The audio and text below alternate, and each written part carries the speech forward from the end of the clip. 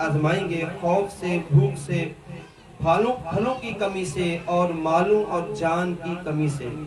हज़रत इमाम शाफ़िई रहमतुल्लाह ताला अलैह फरमाते हैं, इसमें जो फल है, फल से मुराद औलाद है। अल्लाह ताला ये इरशाद फरमाता है कि ऐ लोगों, हम तुम्हें इन चीज़ों से आजमाएंगे, और फिर फरमाया कि हम तुम्हें औलाद के गम से भी आजमाएंगे। हम ये देखना चाहते हैं कि तुम में से कौन साबिर है, शाकिर है, सब्र करने वाला है, और कौन है जो वाविला करता है। कि हम तुम्हें औलाद के गम से दो चार करेंगे। इमाम शाफ़िई रहमतुल्लाह ताला अलैह फरमाते हैं, आपने जो तफसीर बयान की उसमें आप फरमाते हैं कि यहाँ फल से मुराद जो है वो इंसान की औलाद है। नबी करीम सल्लल्लाहु ताला अलैहि वसल्लम की बताई हुई हदीस जहाँ पर कोट करते हैं कि अल्लाह करीम फरिश्तों से पूछता है। नबी करीम सल्लल्लाहु ताला अलैहि वसल्लम बताते हैं, अल्लाह ताला फरिश्तों से पूछता है, ऐ मेरे फरिश्तों, तुमने मेरे फलां बंदे की औलाद की रूह को कब्ज़ किया है, मुझे ये तो बताओ मेरा वो बंदा क्या कहता था कि जिसके फल को हमने ले लिया, जिसके फल को तुम लेकर आ गए मेरे पास, जिसकी रूह को कब्ज़ कर लिया, ये तो बताओ उसके माँ बाप क्या कहते थे।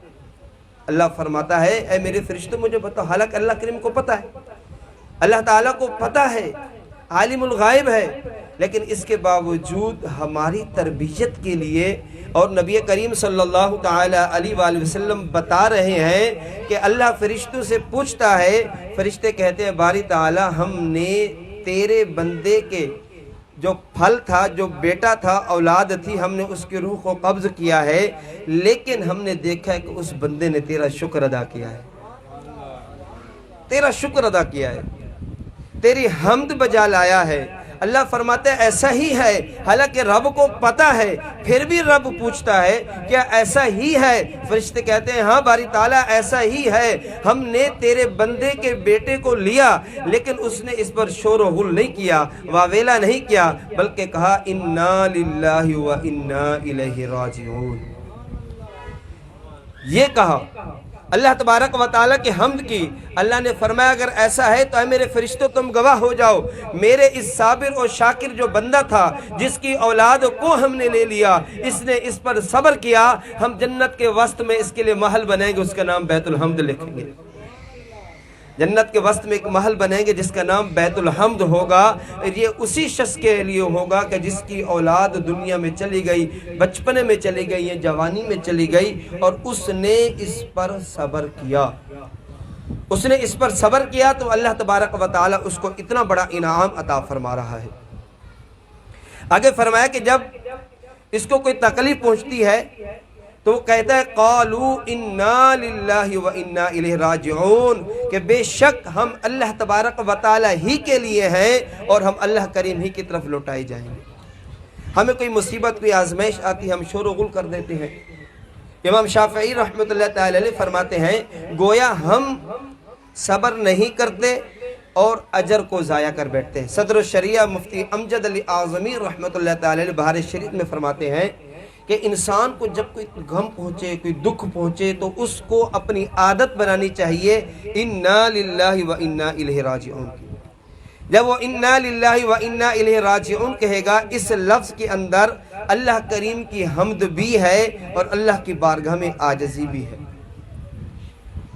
और फरमाया कि जब इंसान ये अल्फाज इस्तेमाल करता है तो अल्लाह तबारक व तआला को ये अमल बहुत ज़्यादा पसंद है, महबूब है कि उसका बंदा उसकी बारगाह में सर निगो हो, आजिज़ी और इनकिसारी का मुजाहरा करे। चे जाए कि शोर गुल करके जो अल्लाह सब्र पर अजर अता करना था, वो सब्र का वो अजर भी ज़ाया हो जाए।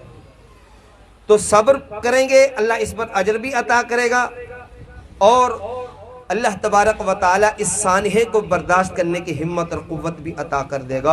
नबी करीम सल्लल्लाहु ताला अलैहि वसल्लम ने इरशाद फरमाया, बंदा ए मोमिन को जब भी कोई तकलीफ पहुँचे, अगरचे पैर में कांटा ही क्यों ना लगे, उसको चाहिए कि वो ये पढ़ ले इन्ना लिल्लाहि व इन्ना इलैहि राजिऊन। और हम चाहे दुख, गम, ये एक फितरी कैफियत होती है। गम आ जाना, आंसू छलक पड़ना, ये एक फितरी कैफियत है, लेकिन खुद से ऐसा माहौल बना देना ये अमल दुरुस्त नहीं है, इससे मना किया गया है। نبی کریم صلی اللہ تعالی علیہ وآلہ وسلم نے خوشخبری دیا اس شخص کو کہ جس کی اولاد چھوٹی عمر میں چلی گئی، فرمایا یہ چھوٹی اولاد تو کل قیامت کے دن اللہ کریم کی بارگاہ میں جھگڑا بھی کرے گی، محبت والا جھگڑا کہ مولا یہ میرے ماں باپ کو جنت میں داخلہ عطا کر دے۔ اور وہ بچہ جو ماں کے پیٹ میں ہی انتقال کر گیا ہے اس کے بارے میں آتا ہے کہ وہ اپنی ناف کے ساتھ اپنے ماں باپ کو جنت میں لے کے جا رہا ہو، مولا میرے ماں باپ کو جنت میں داخلہ عطا کر دے۔ حضرات محترم، یہ اولاد اللہ کریم کی بہت بڑی نعمت ہے۔ اللہ تبارک و تعالی ہمیشہ اپنے برگزیدہ اور نیک لوگوں کو آزماتا ہے۔ ہم دیکھیں انبیاء کرام علیہ السلام کے ساتھ کیسے معاملات ہوئے، حضرت آدم علیہ السلام سے دیکھیں اور اسی طرح دیگر انبیاء کرام علیہ السلام سے دیکھیں کہ تمام کے ساتھ تقریباً مسائل اور معاملات ہوتے رہے، یہاں تک کہ بنی اسرائیل کے لوگوں نے تو معاذ اللہ انبیاء کو شہید بھی کیا۔ اس پر ان لوگوں نے صبر کیا ہے تو اللہ کریم نے ان کو پھر اجر عطا کیا ہے۔ تو اس طرح کے جو ہم محافل کو منعقد کرتے ہیں، ان محافل کو منعقد کرنے کا مقصد یہی ہے کہ جو ہمارے مرحومین ہیں ان کو ہم ثواب ایصال کر سکیں۔ نبی کریم صلی اللہ تعالی علیہ وآلہ وسلم نے ارشاد فرمایا کہ انسان کو جب کوئی دکھ اور تکلیف اور مصیبت پہنچتی ہے وہ اس پر صبر کرتا ہے تو اللہ اس سے اچھا بدلہ عطا کرتا ہے۔ حضرت ام سلمہ، یہ مسلمان مومنوں کی ماں، ہماری ماں ہے، حضرت ام سلمہ رضی اللہ تعالی عنہا جو ام المؤمنین ہیں، رحمت کونین صلی اللہ تعالی علیہ وآلہ وسلم کے عقد میں آئی ہیں، یہ فرماتی ہے میں نے یہ بات سن رکھی تھی، جب مجھے کوئی دکھ اور تکلیف پہنچتی میں اس پر انا للہ و انا الیہ راجعون کہا کرتی تھی۔ ایک وقت ایسا آیا کہ میرے شوہر کا انتقال ہو گیا، میں نے اس پر بھی یہی لفظ استعمال کیا، انا للہ و انا الیہ راجعون۔ میں نے سن رکھا تھا اللہ کے حبیب نے فرمایا تھا کہ جو شخص یہ الفاظ استعمال کرتا ہے اللہ پاک اس کو اس سے بہتر بدلہ عطا کرتا ہے۔ آپ فرماتے ہیں کہ کچھ دنوں کے بعد میرا نکاح نبی کریم صلی اللہ تعالی علیہ وآلہ وسلم کے ساتھ ہو گیا۔ تو اللہ نے کتنا بڑا صلہ دیا ہے کہ ان کے اپنے شوہر کا انتقال ہوا، اس پر شور و غل واویلا نہیں کیا ہے بلکہ صبر کیا ہے۔ اللہ تعالیٰ نے مسلمان مومنوں کی ماں ان کو بنا دیا ہے۔ حضرات محترم، یہ ایصال ثواب کی جو محافل منعقد کرنا ہے یہ نبی کریم صلی اللہ تعالی علیہ وآلہ وسلم کا طریقہ رہا ہے۔ آج بھی مسلمان اسی طریقے کو اختیار کرتے ہوئے اپنے مرحومین کے لیے ایصال ثواب کا اہتمام کرتے ہیں۔ حضرت ابراہیم، نبی کریم صلی اللہ تعالی علیہ وآلہ وسلم کے دو بیٹے تھے، یک کے بعد دیگر انتقال ہو گیا۔ اب دیکھیں کہ نبی کریم صلی اللہ تعالی علیہ وآلہ وسلم کے قلب کی کیا کیفیت ہوگی، کتنے غمگین اور پریشان تھے، لیکن اللہ تبارک و تعالی نے آپ کی حوصلہ افزائی فرمائی اور نبی کریم صلی اللہ تعالی علیہ وآلہ وسلم نے حضرت ابراہیم کی وفات کے وقت صحابہ فرماتے سرکار نے کچھ منگوایا اور ہمیں نہیں پتہ کہ کیا قرآن کریم پڑھ کر دم کیا اور پھر لوگوں میں تقسیم کر دیا۔ علماء نے اسی چیز سے، اسی حدیث سے، اسی سرکار کے عمل سے یہ دلیل پکڑی ہے کہ آج اگر کوئی مسلمان اپنے مرحومین کے لیے ایصال ثواب کرتا ہے یہ نبی کریم صلی اللہ تعالی علیہ وآلہ وسلم کا طریقہ ہے۔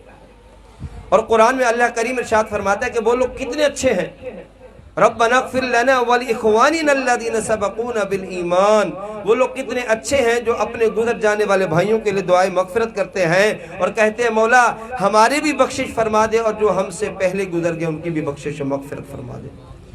تو اگر کوئی شخص زندہ کوئی ایسا نیک عمل کرتا ہے جیسے ہم یہ محفل کر رہے ہیں، اس کا ثواب مرحوم کو پہنچ رہا ہے، اہل خانہ کے گھر سے تعلق رکھنے والے لوگوں کو پہنچ رہا ہے۔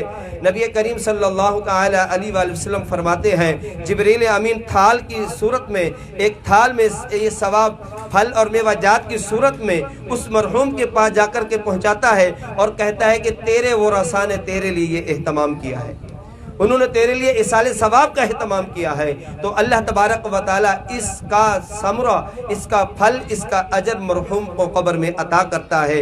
وہ مردے، وہ بیچارے جن کو کوئی ایصال ثواب کرنے والا نہیں ہوتا، وہ حسرت سے دیکھتے ہیں کہ ہمیں کوئی نہیں ایصال ثواب کرنے والا۔ تو اس لیے مسلمانوں کا یہ طریقہ رہا ہے، وہ ہمیشہ یہی دعا کرتے ہیں، مولا حضرت آدم علیہ السلام سے لے کر آج تک جتنے مسلمان مرد و خواتین حالت ایمان میں آئے، مولا تمام کی بخشش و مغفرت فرما، مولا تمام کی روح کو ثواب ایصال کرتے تمام کو پہنچا اور تمام کی مغفرت فرما۔ نبی کریم صلی اللہ تعالی علیہ وآلہ وسلم شہداء احد ان کے مزارات پر تشریف لے جاتے، صحابہ فرماتے ہم حیران ہو جاتے کہ سرکار اچانک کہاں غائب ہو گئے۔ جب ہم دیکھتے، حضرت عائشہ صدیقہ رضی اللہ تعالیٰ عنہ بھی فرماتی ہیں کہ ہم سرکار کو دیکھتے سرکار قبرستان میں موجود ہوا کرتے تھے۔ تو یہ قبرستان میں جانا، اپنے مرحومین کو یاد کرنا، ان کے رسالے ثواب کرنا، یہ کوئی نیا طریقہ نہیں ہے، بلکہ سرکار مدینہ صلی اللہ تعالی علیہ وآلہ وسلم کے زمانے مبارکہ سے یہ سلسلہ چلتا ہی رہا ہے، اور آج بھی مسلمانوں میں یہ طریقہ رائج ہے۔ اللہ کریم ہم سب کو اپنے مرحومین کے لیے زیادہ سے زیادہ ایصال ثواب کرتے رہنے کی توفیق عطا فرمائے۔ اور آج کی یہ بہترین بابرکت محفل ہے کہ نبی کریم صلی اللہ تعالی علیہ وآلہ وسلم کے جشن ولادت کی خوشی میں بھی، اس اعتبار سے بھی میں صرف ایک آیت کریمہ آپ احباب کے سامنے عرض کرتا ہوں کہ جس میں اللہ تبارک و تعالی نے نبی کریم صلی اللہ تعالی علیہ وآلہ وسلم کے بارے میں فرمایا کہ وَأُمِرْتُ وَأَنَا أَوَّلُ الْمُسْلِمِينَ، کہ سب سے پہلے جو اسلام لانے والے اور سب سے پہلے دنیا میں جو آنے والی جو ہستی ہے، سب سے پہلے جس کو اللہ کریم نے تخلیق کیا، وہ میرے اور آپ کے نبی صلی اللہ تعالی علیہ وآلہ وسلم کی ذات ہے۔ بعثت کے اعتبار سے اللہ تعالیٰ نے نبی کریم صلی اللہ تعالی علیہ وآلہ وسلم کو آخر میں مبعوث فرمایا ہے۔ حضرت جبریل امین سے نبی کریم صلی اللہ تعالی علیہ وآلہ وسلم نے پوچھا، اے جبریل یہ تو بتاؤ آپ کی عمر کیا ہے؟ تو فرمایا یا رسول اللہ مجھے میری عمر کا پتہ نہیں ہے، لیکن یہ جو ستارہ چمکتا ہے اس کو دیکھتے ہوئے میری ایک زندگی گزر گئی ہے، اور اس کو میں نے اتنے ہزاروں مرتبہ میں نے اس کو دیکھا ہے۔ تو نبی کریم صلی اللہ تعالی علیہ وآلہ وسلم نے فرمایا، اے جبریل قسم بخدا یہ جو ستارہ اتنا عرصہ ہو گیا تم چمکتے ہوئے اس کو دیکھ رہے ہو، یہ تمہارا رسول یعنی محمد عربی صلی اللہ تعالی علیہ وسلم۔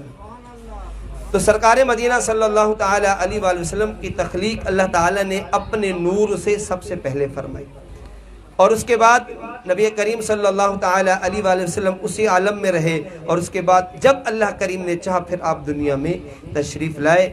ہمیں نبی کریم صلی اللہ تعالی علیہ وآلہ وسلم کا جشن ولادت خوب منانا ہے۔ علماء فرماتے ہیں جو لوگ اپنے نبی کی آمد کی خوشی میں اہتمام کرتے ہیں، اپنے گھروں کو سجاتے ہیں، نظر نیاز کا اہتمام کرتے ہیں، اللہ تعالیٰ سارا سال ان کے گھر میں برکت عطا کر دیتا ہے۔ اللہ ان کو بیماریوں سے محفوظ کرتا ہے، پریشانیوں سے محفوظ کرتا ہے، بیجا مقدمہ بازیوں سے محفوظ رکھتا ہے۔ اللہ کریم ہم سب کو اپنے اپنے گھروں پر نبی کریم صلی اللہ تعالی علیہ وآلہ وسلم کی آمد کی خوشی کی محافل بھی منعقد کرنے کی توفیق عطا فرمائے۔ آمین۔ وآخر دعوانا ان الحمد للہ رب العالمین۔